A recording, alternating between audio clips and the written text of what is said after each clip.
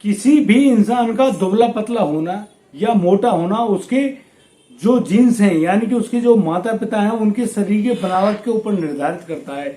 एक व्यक्ति अपनी पत्नी को इतनी बुरी तरह से पिटाई करता है यानी इतनी बुरी तरह से पीटता है, उसको 3-4 दिनों के लिए एक कमरे में बंधक बना के रख लेता है और फिर उसके साथ बेल्ट और डंडों से इतनी बुरी मारपीट करता है कि आप भी हैरान रह जाएंगे। नमस्कार, आदाब, सत श्री अकाल दोस्तों, मैं भीषण प्रकाश स्वागत करता हूं आपका हमारे YouTube चैनल किस्से क्राइम पर। दोस्तों, पूरी घटना की जानकारी के लिए बने रहिए हमारे साथ वीडियो में अंत तक। दोस्तों, आज का बेहद ही हैरान कर देने वाला मामला सामने आया है। उत्तर प्रदेश का प्रसिद्ध जो जिला है मेरठ।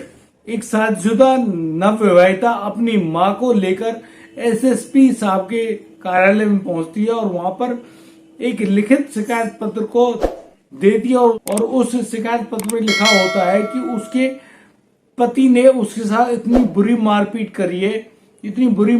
करी है कि उसके हाथों पर नील के निशान बने हुए हैं, उसकी गर्दन तक सूजी हुई है। यहाँ पर जब एसएसपी साहब उन दोनों माता बेटी को अपने पास बिठा लेते हैं, उनसे पूछते हैं कि बेटा तुम्हारे साथ असलियत में हुआ क्या है, किस वजह से तुम इतनी परेशान हो। तो यहाँ पर वह बेटी अपनी माँ के साथ बैठ जाती है और फिर आप बीती बात बताती है। वह कहती है एसएसपी साहब से कि मेरा पति है जिसका नाम सुनील कुमार है और मैं पड़ोस के गांव में ब्याही हुई हूँ।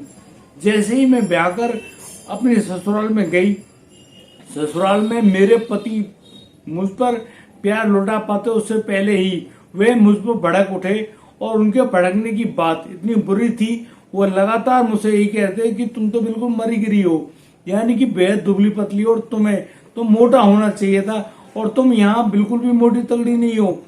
मैं तुम्हारे साथ जिंदगी नहीं जी सकता, मुझे तो एक अच्छी मोटी ताजी पत्नी की जरूरत थी और तुम तो बेहद पतली हो, इतनी दुबली पतली कि यदि तुम्हें तेज हवा भी लगे तो तुम गिर जाओगे और तुम्हारे प्राण पखेरु उड़ जाएंगे।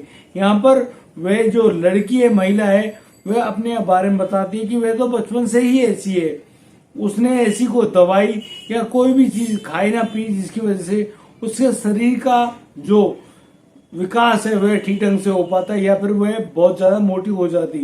वह जैसी भी है तुम्हारे सामने इसी बात पर अब सुनील बहुत ज्यादा नाराज हो जाता है और वह अपनी पत्नी को एक कमरे में बंद करके और फिर उसके साथ लगातार मारपीट करता है। यानी कि 3 दिनों तक उसने अपनी पत्नी को खाने पीने का कोई भी सामान नहीं दिया और उसने अपनी पत्नी को लाठी, डंडों और बेल्टों से इतनी बुरी तरह से मारा कि उसके पूरे शरीर पर नील के दाग, यानी कि उसका शरीर नीला पड़ गया है। उसको इतनी भयंकर और गहराई से दी गई चोटें हैं कि वह खुद हैरान है कि उसके साथ इतनी मारपीट क्यों करी गई है।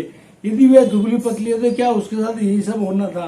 दोस्तों, इस पूरी तहरीर को जैसे ही वह एसएसपी साहब के सामने पेश करती है तो एसएसपी साहब उस सुनील का पता पूछते हैं और सुनील के बारे में जानकारी मिलने के बाद अब एसएसपी साहब पुलिस को सख्त आदेश देते हैं कि इस सुनील को तुरंत की तुरंत गिरफ्तार किया जाए और उसको मेरे सामने पेश किया जाए। मैं देखना चाहता हूं कि वह सुनील आखिर चाहता क्या और किसी इंसान के ऊपर इस तरह से जानलेवा हमला करके वह साबित क्या करना चाहता है। दोस्तों, इसी मामले में अब पुलिस संज्ञान लेते हुए अब सुनील के गिरफ्तार करने के लिए उसके गांव पहुंच जाती है और उसकी धरपकड़ के लिए अब लगातार छापामारी कर रही होती है, लेकिन अभी सुनील की गिरफ्तारी वहां से नहीं हो पाई है। सुनील अभी लापता है और पुलिस उसको गिरफ्तार करने के लिए और ज्यादा छापेमारी कर रही है। दोस्तों, किसी भी इंसान का दुबला पतला होना या मोटा होना उसकी पारिवारिक जीन्स के ऊपर डिपेंड करता है, यानी कि जैसे ही उसके परिवार में कोई भी आदमी रहा हो मोटा या पतला तो उनका कोई ना कोई प्रभाव उनके ऊपर जरूर होता है। हम लोग या आप लोग किसी को भी इस प्रकार से नहीं प्रताड़ित कर सकते कि उसने वह दुबला है या पतला है, यानी कि उसमें उस औरत, उस महिला का कोई दोष नहीं है।